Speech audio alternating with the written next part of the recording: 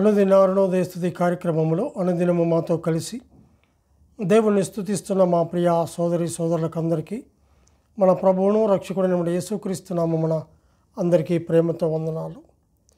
యువతి కళ మన ధ్యానాంశము పరిశుద్ధ గ్రంథమైన బైబిల్లో నుంచి ప్రధాన యాజకుడైన యేసు. హెబ్రీయులకు రాసిన పత్రిక 3వ అధ్యాయము 1వ వచనం చదువుకుందాం. ఇందువలన పరలోక సంబంధమైన పిలుపులో పాలు పొందిన పరిశుద్ధ సహోదరులారా, మనము ఒప్పుకొనిన దానికి అపోస్తలుడును ప్రధాన యాజకుడునైన యేసు మీద లక్ష్యముంచుడి అని చెప్పేసి మనం చూస్తుంటున్నాం. ఇక్కడ మనం గమనించినట్లయితే ప్రతి దినము కూడా మనం ఇలాగూ ఆయన సన్నిధిలో చేరి కొన్ని మాటలు మనం చదువుకోవడానికి దేవుడు కృప చూపిస్తుంటున్నాడు. కనికరము కలిగిన దేవుడు ఆయన. కాబట్టి ఆయన మనం ఎంతగానో స్తుతించవలసిన వారముగా మనం ఉంటున్నాం. ఇక్కడ మనం చదువుకున్నటువంటి లేఖన భాగములో పరలోక సంబంధమైన పిలుపులో పాలు పొందిన పరిశుద్ధ సహోదరులారా అని చెప్పేసి అంటున్నాడు. అపోస్తలుడును ప్రధాన యాజకుడు అయిన యేసు మీద లక్ష్యముంచుడు అని చెప్పేసి చూస్తుంటున్నాం. పాత నిబంధనలో అనేక మంది ప్రధాన యాజకులు ఉన్నారు, కానీ వారి యందు లక్ష్యముంచమని లేఖనాల్లో ఎక్కడ చెప్పబడలేదు. అయితే యేసుక్రీస్తు ఈ లోకమునకు వచ్చినప్పుడు ఆయన మన ప్రధాన యాజకుడిగా చెప్పబడ్డాడు. ప్రధాన యాజకుడైన యేసునందు మనము లక్ష్యం ఉంచాలి. ఈ ఉదయకాల వేళ మనము ఆయన యందు లక్ష్యముంచి ఆయన ఎవరు, ఆయన ఏమై ఉన్నాడు, ఎందుకు ఈ లోకానికి వచ్చాడు, ఆ ప్రధాన యాజకుడైనటువంటి ఆయన మీద మనము దృష్టి పెట్టవలసిన వారముగా మనం ఉంటున్నాం. ఇదే హెబ్రీయులకు రాసిన పత్రిక 2వ అధ్యాయము 17వ వచనం మనం గమనించినట్లయితే 2వ అధ్యాయము 17వ వచనం, కావున ప్రజల పాపములకు పరిహారము కలుగు చేయుటకై దేవుని సంబంధమైన కార్యములలో కనికరమును నమ్మకమును గల ప్రధాన యాజకుడు అగు నిమిత్తము అన్ని విషయములలో ఆయన తన సహోదరుల వంటి వాడు కావలసి వచ్చును అని చెప్పేసి చూస్తుంటున్నాం. ఇక్కడ గమనించినట్లయితే ప్రధాన యాజకుడైన యేసు ప్రజల పాపములకు పరిహారం కలుగ చేశాడు. పాత నిబంధనలో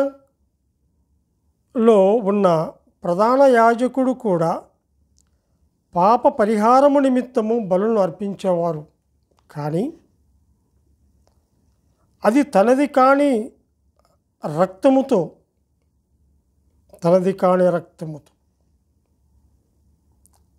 కానీ యేసుక్రీస్తు ప్రజల పాప పరిహారము కలుగు చేయుటకు తన్ను తానే బలిగా అర్పించుకున్నాడు. ఆయన పవిత్రుడు, నిర్దోషి, నిష్కల్మషుడు, పాపంలో చేరక ప్రత్యేకముగా ఉన్నవాడు, ఆకాశ మండలము కంటే మిక్కిలి ఎచ్చైన వాడునైనా ఇట్టి ప్రధాన యాజకుడు మనకు సరిపోయిన వాడు, కింద ఫుట్ నోట్లో తగినవాడు అని చెప్పేసి మనం చూస్తుంటున్నాం. అటువంటి ఆయన్ను మనం స్తుతించి గణపరిచవలసిన వారముగా మనం ఉంటున్నాం. కాబట్టి ఇంత గొప్ప ప్రధాన యాజకుడైన యేసు యందు మనం లక్ష్యం ఉంచాలి. ఇది మాత్రమే కాదు, కానీ హెబ్రీయులకు రాసిన పత్రిక 4వ అధ్యాయము 14వ వచనంలో గమనించినట్లయితే 14 నుంచి 16 వచనాలు. ఆకాశ మండలము గుండా వెళ్ళిన దేవుని కుమారుడైన యేసు అను గొప్ప ప్రధాన యాజకుడు మనకున్నాడు కనుక మనము ఒప్పుకున్న దాన్ని గట్టిగా చేపట్టుదము. మన ప్రధాన యాజకుడు మన బలహీనతల యందు మనతో సహానుభవము లేనివాడు కాడు, కానీ సమస్త విషయములలోనూ మనవలే శోధింపబడినను ఆయన పాపము లేనివాడుగా ఉండేను గనుక మనము కనికరింపబడి సమయోచితమైన సహాయము కొరకు కృప పొందునట్లు ధైర్యముతో కృపాసనము యొద్దకు చేరుదము అని చెప్పేసి చూస్తుంటున్నాం. ఒకటి, ప్రధాన యాజకుడైన యేసు ప్రజల పాపములకు పరిహారము కలుగు చేశాడు. 2, ప్రధాన యాజకుడైన యేసు పాపము లేనివాడుగా ఉన్నాడు. పాత నిబంధనలో ఉన్న ప్రధాన యాజకులు వారి జీవితంలో పాపము కలిగిన వారుగా ఉన్నారు, కానీ యేసుక్రీస్తు జీవితంలో ఎటువంటి పాపము లేదు. ఆయన మనవలే అన్ని విషయములో శోధించబడ్డాడు, కానీ ఎటువంటి పాపము చేయలేదు, ఎటువంటి కపటమును లేదు.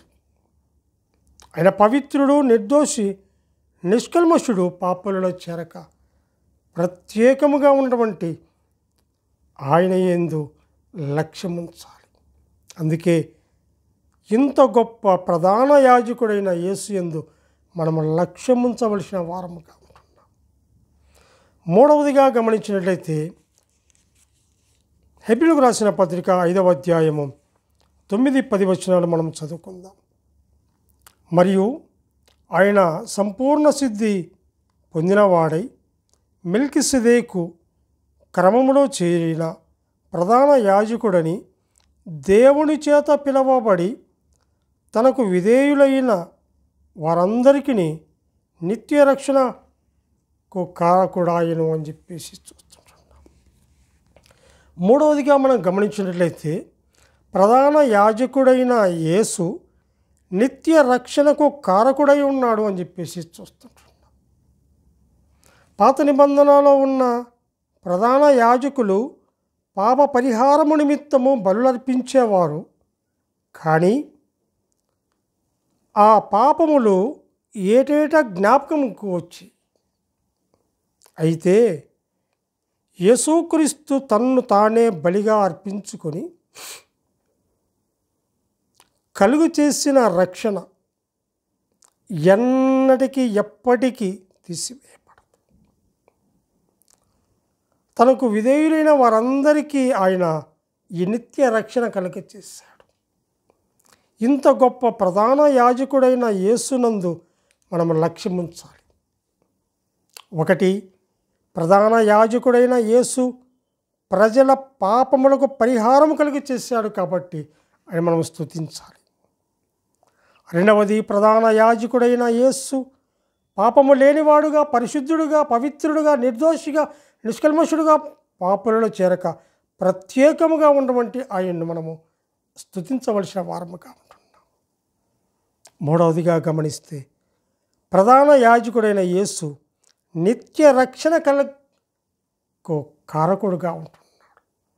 నిత్య రక్షణకు అట్టి రక్షణ అనుగ్రహించినటువంటి ఆ కృపామూర్తిని, ఆ కృపా సత్య సంపూర్ణము కలిగినటువంటి ఆయన్ను, ఆ కృపామయుణ్ణి మనం ఈ ఉదయకాల వేళ స్తుతించవలసిన వారముగా ఉంటున్నాం.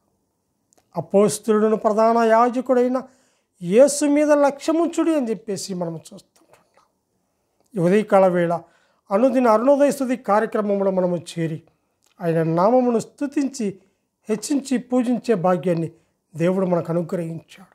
అందుని బట్టి మనము స్తుతించవలసిన వారముగా ఉంటాం. మన ప్రధాన యాజకుడైన ఆయన మీద లక్ష్యం ఉంచి ఆయన వైపుకు చూస్తూ ఆయన మనము స్తుతించవలసిన వారముగా ఉంటున్నాం. దేవుడు తన వాక్యాన్ని దీవించునుగాక. ప్రార్థన చేసుకుందాం. సర్వకృపానియదుగు కృపానిధిగు మా దేవానికి వందనాలు, స్తుతులు, స్తోత్రములు చెల్లించుకుంటున్నాం నాయన. నీవెంతైనా గొప్ప దేవుడవు తండ్రి. ఆకాశ మహాకాశములు కలుగు చేసిన దేవుడు, పవిత్రుడవు, నిర్దోషము, నిష్కల్మషుడు, పాపులలో చేరక ప్రత్యేకముగా ఉన్నటువంటి గొప్ప దేవుడు. అట్టి ప్రధాన యాజకుడు మాకు సరిపోయిన వాడని ఈ ఉదయకాల వేళలో అట్టి ప్రధాన యాజకుడిని మిమ్మల్ని స్తుతించి గణపరిచే భాగ్యాన్ని మీరు మాకు అనుగ్రహించినందుకే స్తుతులు, స్తోత్రములు చెల్లించుకుంటూ మా రక్షకుడైన యేసుక్రీస్తు అమూల్యమైన నామమున స్తుతులు, స్తోత్రములు చెల్లించి ప్రార్థన చేయుచున్నాము తండ్రి. ఆమెన్.